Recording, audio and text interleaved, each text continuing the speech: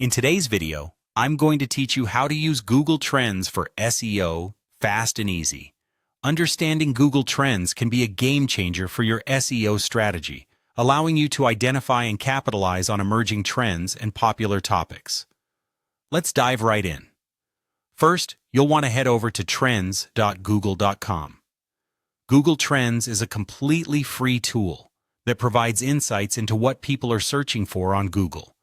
This is a goldmine for SEO because it allows you to tap into current public interests and leverage them to enhance your content strategy.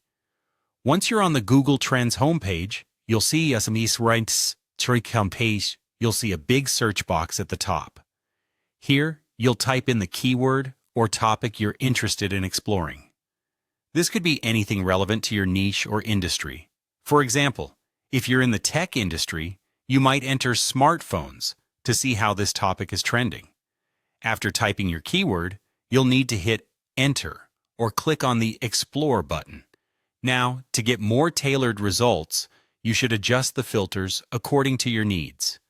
Google Trends allows you to refine your search by location, time range, category, and type of search, whether it be web search, image search, news search, Google Shopping, or YouTube search. Pay attention to these filters because they can significantly impact the data you're analyzing, offering you more specific insights. The next step is to analyze interest over time. Google Trends will present you with a graph showing the interest level in your keyword over your chosen time period. This graph is invaluable as it helps you understand whether a trend is rising, declining, or stable over time. Keep an eye on this because identifying trends early can give you a competitive advantage. If you have multiple keywords in mind and want to compare their popularity, you can do this by clicking on the plus compare button. This feature lets you see how different keywords stack up against each other in terms of search interest, giving you a clearer picture of which trends are more promising to pursue. Additionally, Google Trends provides insights into related queries and topics.